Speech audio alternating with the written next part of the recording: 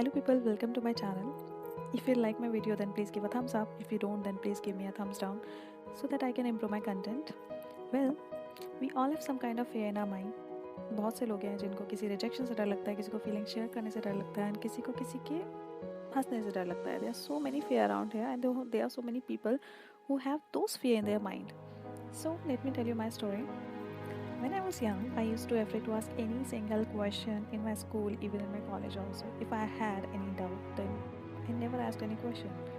क्योंकि मुझे लगता था कि अगर इसका जवाब सभी बच्चे को आता होगा और मैंने इस सवाल पूछ लिया तो सभी लोग मुझ पे हंसेंगे, मुझे डम समझेंगे, उनको लगेगा कि मुझे कुछ आता ही नहीं है या मैं इतना बुद्ध हूँ कि मुझे समझ में ही नहीं आ रहा है.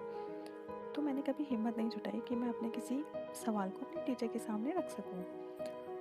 तो चीज़ें हमेशा मैं सोचती रहती थी कि यार इसका आंसर क्या होगा, इसका आंसर क्या होगा. सो I always kept quiet and I never asked any question and all my doubts remained unclear in my mind. So life goes on just like that. And जब मैं अपनी सराउंडिंग देखती थी तो सब लोग बैठे रहते थे तो मुझे और थोड़ा सा एक इन्फीरियरिटी और बढ़ जाती थी कि सबको समझ में आ गया है, मुझे समझ में नहीं आया है. तो ये मन में मेरे चलता चला गया. Then I realized one day कि ये फियर बाकी सभी बच्चों में था. तो हंसने के डर से किसी ने कभी कुछ पूछा ही नहीं और सबके डाउट्स अनक्लियर रह गए. So I asked myself one day कि what is the reason of my fear. क्यों है मुझे डर? लोग मेरे ही तो जैसे हैं सब लोग. हो सकता है मेरा क्वेश्चन सिली भी हो सकता है, तो that is my understanding. I didn't get that question तो I should ask that question ना. तो मैं खुद को क्यों रोकती रहती हूँ हमेशा पूछने से? आई शुड आस्क दैट. तो the answer which I got was that the fear was totally on my head. मुझे जो लगता था मैंने अपने दिमाग में बसा लिया था कि नहीं, अगर मैंने ये पूछा तो मैं सिली नजर आऊँगी और लोग मुझ पे हंसेंगे, मुझे एम्बैरसमेंट फील होगा. तो मेरे दिमाग में इतना ज़्यादा वो घर कर गया कि वो मैंने रियलिटी में कन्वर्ट करना शुरू कर दिया अपनी. फिर मैंने खुद को रोका कि नहीं, अब से नहीं होगा. Then I started to work on myself. When I was in college, तो जब भी कुछ होता था function, then I always ready to participate in that particular function or a presentation or anything else. मैंने अपने खुद को उतना प्रिपेयर किया कि नहीं, I want to do that. मुझे अपना डर ख़त्म करना था. दो डर कभी ख़त्म नहीं होते इंसान के माइंड से, बट हाँ उसको मुझे रिड्यूस करना था, मुझे उस पर वर्क करना था. So I tried to overcome all those fears which I had in my mind. And I did it. And I still working on it, on other fear also. So मैं उन लोगों से बोलना चाहूँगी जिनको किसी न किसी चीज़ से डर होता है.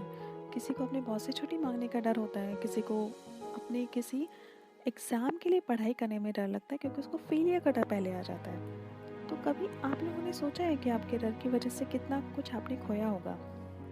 अगर आप अपने डर से समझौता कर लेते, अगर आप अपने डर को संभाल लेते तो शायद आपकी लाइफ कुछ और होती. अगर आप सवाल पूछ लेते तो आपके जितने डाउट्स हैं वो क्लियर हो जाते और शायद आप आज कुछ और होते.